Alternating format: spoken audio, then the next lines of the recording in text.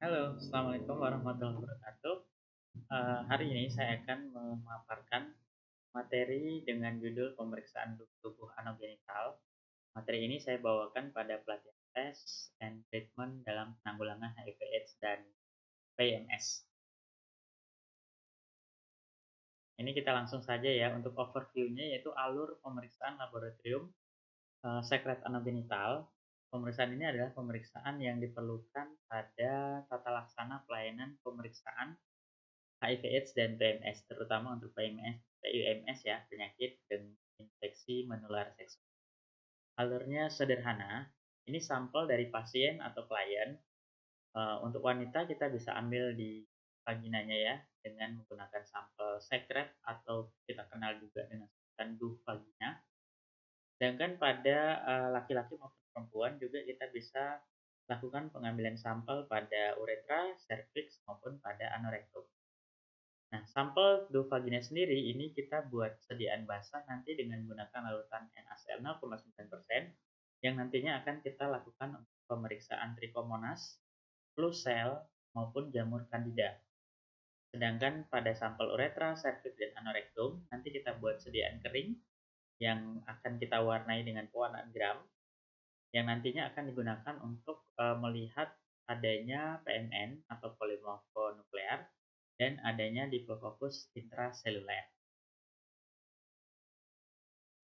Nah, untuk di fasilitas kesehatan kita, baik di puskesmas maupun rumah sakit, ini adalah beberapa pemeriksaan laboratorium sederhana yang digunakan dalam penata laksanaan pemeriksaan infeksi menular seksual. Nah, yang pertama adalah kita dapat menentukan adanya infeksi dari Trichomonas vaginalis dengan bahan pemeriksaan dari tubuh vagina dan urin. Metode pemeriksaannya adalah mikroskopis dengan sediaan basah menggunakan larutan NaCl 0,9%. Dikatakan positif apabila ditemukan bentuk propozoid dari Trichomonas vaginalis yang aktif bergerak. Ini note-nya ya. Jadi selain ditemukan propozoidnya juga harus aktif bergerak. Yang kedua adalah clue cells. Clue cells mungkin sebagian rekan-rekan sudah tahu ya, mungkin semuanya. Ini diperoleh dari sampel tubuh vagina juga. Dilakukan pemeriksaan menggunakan sediaan basah NaCl 0,9%. Dikatakan positif apabila ditemukan minimal 20% sel epitel yang diliputi bakteri. Ini disebut juga dengan Kusel. Kemudian kita juga dapat melihat adanya Candida atau jamur Candida ya dari sampel tubuh vagina dengan sediaan basah 0,9%. Dikatakan positif apabila ditemukan morfologi sel berbentuk pseudohifa. Bisa juga nanti kita temukan bentuk spora, chlamydospora maupun blastospora atau sel ragi. Selanjutnya adalah kita dapat juga menentukan adanya diplococcus intrasel. Sampelnya ini dari tubuh serviks maupun uretra. Kita nanti buat sediaan kering ya dengan koran gram. Dikatakan positif apabila ditemukan diplococcus intrasel. Kemudian untuk PMN atau polimorfonuklear, merupakan jenis sel darah putih ya. Kita peroleh dari sampel di tubuh serviks, uretra maupun dari anus. Kita juga nanti bikin sediaan kering dengan koran gran. Dikatakan positif apabila ditemukan lebih dari 5 PMN pada sampelnya jika berasal dari anus atau uretra, atau lebih dari 30 PMN jika sampelnya berasal dari. Dan yang terakhir kita juga bisa melakukan pemeriksaan sifilis dari bakteri Treponema pallidum ya. Sampelnya bisa darah maupun dari cairan cerebrospinal. Kita lakukan metode pemeriksaan serologis nanti dengan TP rapid maupun RPR. Dikatakan positif apabila TP rapidnya reaktif dan terbentuk flokkulasi pada pemeriksaan RPR atau pemeriksaan rapid plasma reagen. Kalau dulu kita menggunakan VDRL ya, tapi sekarang kita menggunakan RPR. Nah, kita satu persatu masuk terlebih dahulu pada pemeriksaan sediaan basah. Untuk pemeriksaan sediaan basah, tujuannya adalah untuk mengetahui ada tidaknya Trichomonas vaginalis, jamur Candida, dan Kusel. Jadi dari sediaan basah nanti kita bisa langsung menentukan ada 3 jenis pemeriksaan ya, yaitu Trichomonas, jamur Candida, dan Kusel. Kusel ini adalah sel epitel yang dipenuhi oleh bakteri.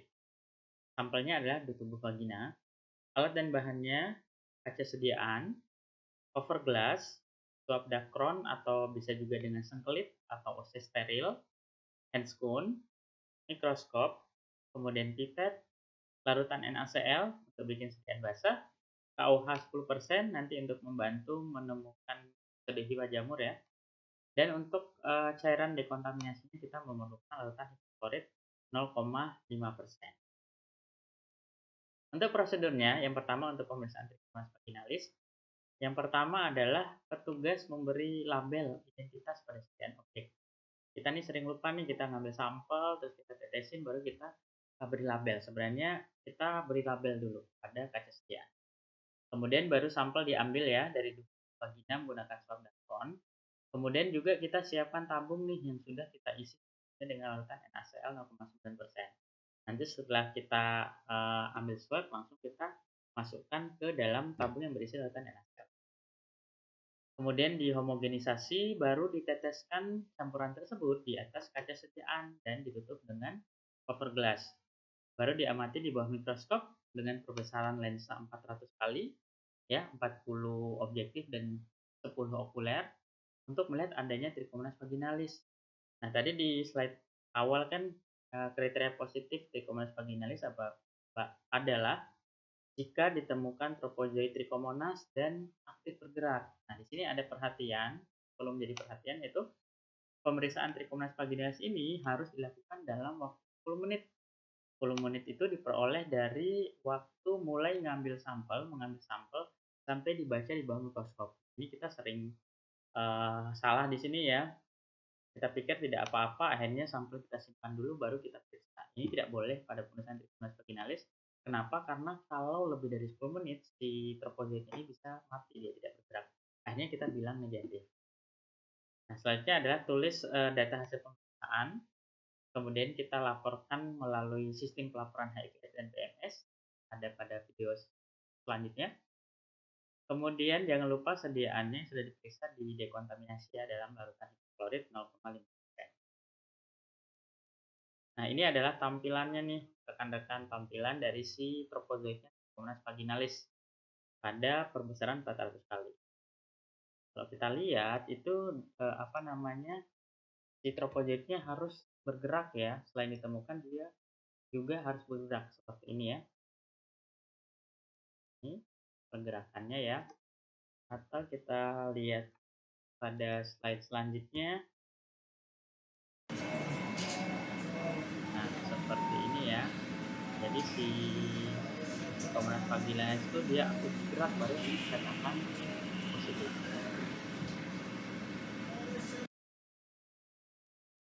Oke, lanjut kita di pemeriksaan menggunakan sediaan basah selanjutnya, yaitu pemeriksaan krusel dan jamur kandida. Caranya sama ya, pada kaca sediaan kita labeli dulu dengan identitas pasien atau sampel, baru siapkan objek gelas tadi dan kita tetesi dengan NaCl 0,9%. Lalu kita ambil sampel tubuh, kita aduk bersama larutan NaCl tadi, lalu ditutup dengan cover glass. Kemudian kita amati di bawah mikroskop dengan perbesaran sama yang kali. Yang kita lihat selain jamur kandida juga krusel. Lalu kita catat hasilnya. Nah, juga jangan lupa didekontaminasi ya dengan larutan hipoklorit sisa sediaan. Ini ada catatan untuk memudahkan identifikasi pseudohifa jamur ya. Kita dapat menambahkan 1 tetes larutan KOH sehingga lebih mudah kita dalam menemukan pseudohifa maupun sel ragi atau jenis sporanya dari si jamur. Nah, ini adalah tampilannya ya. Ini adalah krusel. Kalau rekan-rekan lihat, ini adalah sel epitel ya, yang dipenuhi dengan sel bakteri nih. Ya. Kapan dikatakan positif? Dikatakan positif apabila ditemukan minimal 20% sel epitel yang diliputi oleh bakteri atau ditemukan minimal 20% krusel ya dalam 100 leukosit. Seperti ini. Oke, ini juga kita lihat nih jamur kandida ya. Kita bisa lihat pseudohifa, kemudian kita bisa lihat sel ragi maupun jenis sporanya ya, baik blastospora maupun chlamydospora. Ini adalah tampilannya ya. Nah, ada beberapa faktor kesalahan dalam sediaan basah. Yang pertama adalah bahan pemeriksaannya dari endoservit, jadi tidak bisa dilihat tadi baik Trichomonas, sel jamur maupun flu cell ya.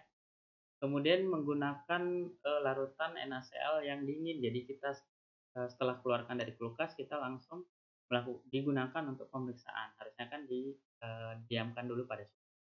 Kemudian menunda pembacaan sediaan ya, ini khususnya pada pembacaan Trichomonas, nanti Trichomonasnya yang tanpa mikroskop bisa mati ya, atau terlalu banyak salin atau larutan NaCl pada sediaan gas.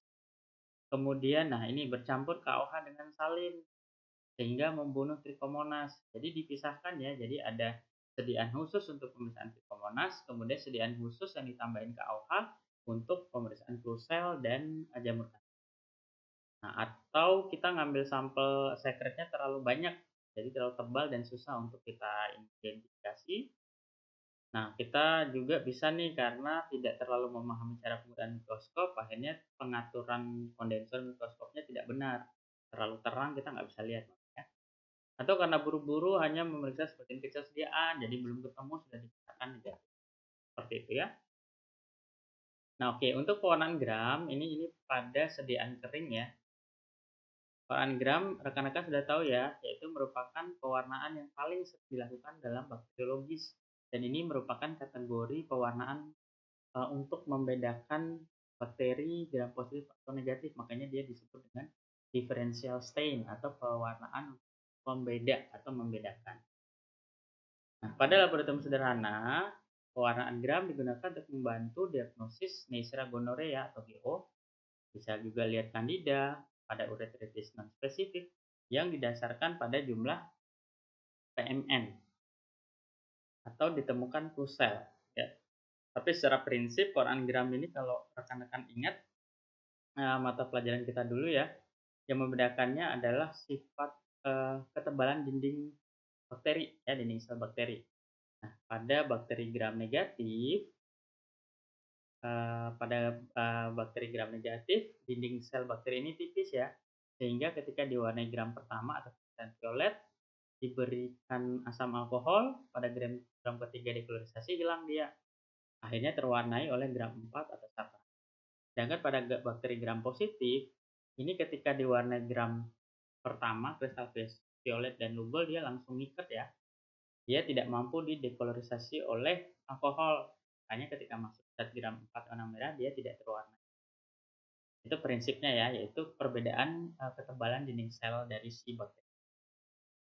Nah, alat dan bahannya yaitu handscoon, objek gelas, cover, kita butuh juga bunsen, penjepit, botol semprot, serak pengecatan, nanti kita butuh mikroskop.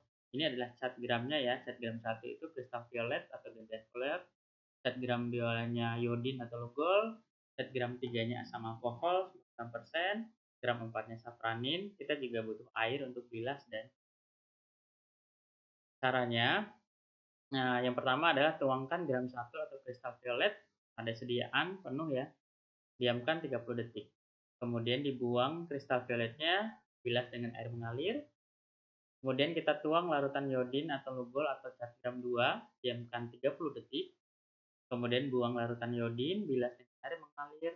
Kemudian kita lakukan dekolorisasi dengan menggunakan asam alkohol ya atau cat gram 3. Ini kita tidak perlu ada waktu khusus karena kita meyakinkan si sediaan ini terkolorisasi dengan sempurna ya, terdekolorisasi sampai benar-benar jernih. Baru kita bilas lagi dengan air mengalir, baru yang terakhir kita tuang cairan safranin atau cat gram 4 dan didiamkan selama 1 menit. Kemudian kita bilas lagi dan dikeringkan. Nah, video pewarnaan gramnya nanti saya beri aja pada slide yang video yang lainnya. Assalamualaikum warahmatullahi wabarakatuh.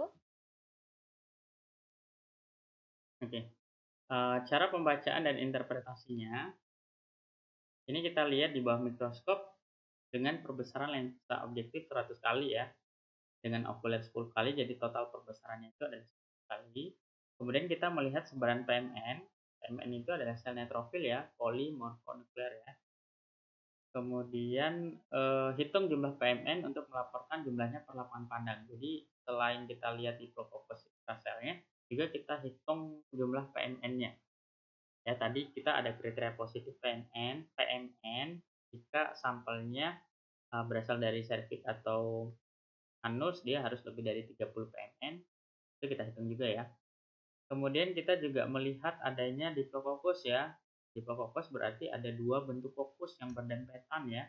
Kalau diistilahkan itu berbentuk seperti biji kopi yang berwarna merah berarti dia gram negatif yang ada di dalam sel PMN ya, makanya disebut dengan Diplococcus intrasel. Kemudian dilihat secara seksama minimal 20 lapangan baru dilakukan. Nah, seperti ini gambar pada tampilan mikroskop ya. Jika kita menggunakan penggunaan gram, dia akan tampak warna merah atau gram. Tapi pada beberapa laboratorium vaskes yang tidak memiliki cat gram, kita dapat melakukan pewarnaan dengan menggunakan ethylene blue. Ya, otomatis dia nanti akan ikut berwarna biru ya. Tapi jika ada larutan cat gram, sebaiknya kita menggunakan pengecatan. Kemudian ada beberapa faktor kesalahan pada penggunaan gram.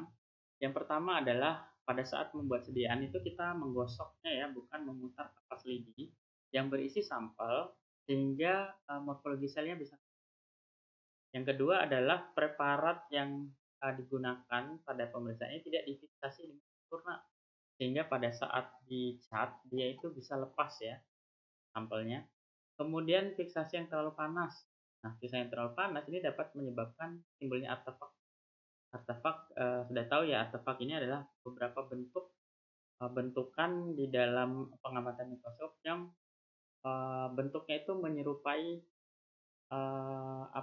menyerupai bakteri atau parasit yang kita ingin cari. Ini kita sebut positif padahal bukan. Terjadilah interpretasi yang palsu. Ya, jadi ini perlu diperhatikan.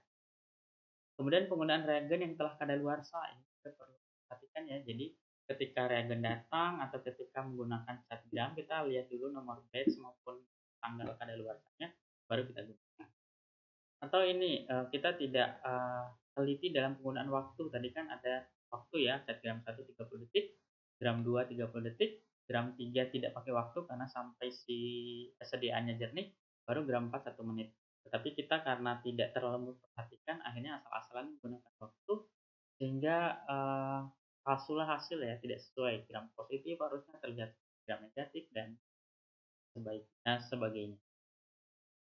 Nah, ini ada beberapa bahan bacaan rekan-rekan bisa kita unduh teman-teman juga untuk penjelasan lebih lengkap dan lebih rinci. Demikian materi saya yang singkat ini ya. Nanti kita ketemu lagi di materi-materi kita selanjutnya. Mudah-mudahan bermanfaat. Wassalamualaikum warahmatullahi wabarakatuh.